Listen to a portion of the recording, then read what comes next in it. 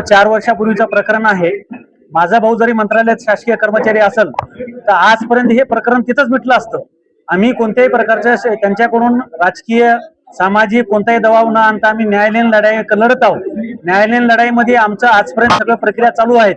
पण मागच्या 4-5 दिवसापूर्वी दैनिक पुण्यनगरीमध्ये बी समरीचा विषय आल्यानंतर त्यांनी अजून आम्हाला कुठे हरासमेंट करणे, आमच्या भावाला कुठे प्रेशराईज करणे, शासकीय नोकरीला अडथळा आणणे या उद्देशाने त्यांनी हा आरोप केलेले आहेत। त्यांच्याकडे जर त्यांनी म्हणतात की आम्ही आमच्या भावांना मुंबईतून मंत्रालयातून शासकीय लँडलाईनचा वापर करून वेळोवेळी यंत्रणेला दबाव दिलाय, त्याचे त्यांनी पुरावे द्यावे।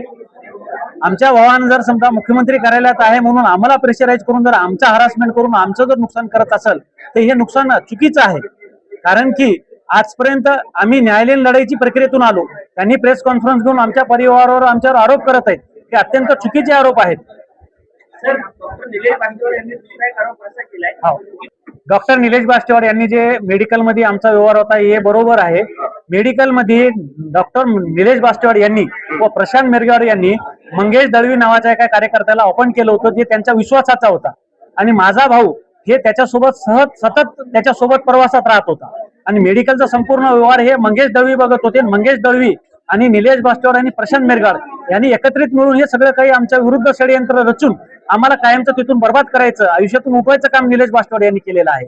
आमच्यावर जे एजन्सीचं जसं पत्रकार साहेब म्हणलात की काही एजन्सीचे पैसे होते, एजन्सीचे पैसे आमच्याकडे थकीत स्वरूपात होते पण आम्ही त्या एजन्सीचे पैसे संपूर्ण दिलेले आहेत। त्याच्यामध्ये त्यांनी 50% काही एजन्सी त्यांनी प्रशांत मिरगार यांनी पैसे द्यावे आणि 50% एजन्सीचे पैसे अनुज सकवान यांनी द्यावे। या संदर्भात करारनामा त्या बाउंडवर झालेला आहे। त्या दिवशी तुम्हाला प्रेस कॉन्फरन्स मध्ये त्यांनी जे बाउंड दाखवला त्याच बाउंड सोबत आमचे 2 दुसरे बाउंड झाले होते। पण त्यांनी काय केले की निलेश बास्तेवाड यांनी जे जबाबदारी घेतली होती ते जबाबदारीचे एजन्सीचे पैसे दिलेले नाहीत आणि आमच्याकडे ज्या एजन्सीचे त्यांनी पैसे लावले होते ते एजन्सीचे पैसे आम्ही कायमचे दिलेले आहेत।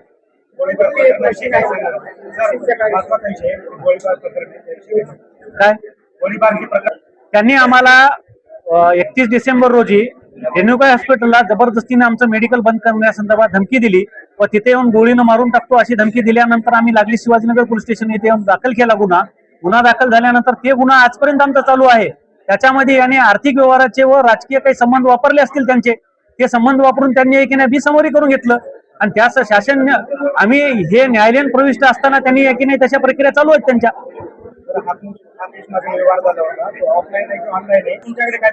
त्याचे त्यावेळेस आम्ही जे डायरी रोजमेळ जे मेंटेन करत होतो त्या मेंटेन केलेल्या डायरीमध्ये लिहिलेले आहेत सगळे आणि काही आम्ही त्याला काही ऑनलाईन बी व्यवहार आहेत, नाहीत असे नाही, काही ऑनलाईन आहेत काही ऑफलाईन आहेत ना। ऑनलाईनचे पुरावे आहेत ऑफलाईनचे पुरावे आहेत आमच्याकडे।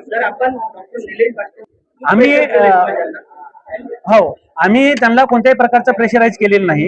हे प्रकरण 2023च्या एंडिंग पासून चालू आहे। आज 26 झालेले 3 ते 4 वर्ष हे प्रकरण चालू असताना आजपर्यंत आम्ही कुठेही त्याच्या बाबतीत वाच्यता केलेली नाही।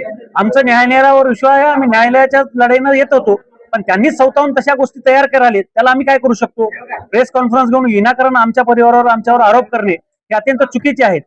त्यांनी माझ्या भावावर 2013 पूर्वीचं प्रकरण उकरून काढून आणि काल परवा किनवटमध्ये केस दाखल केली।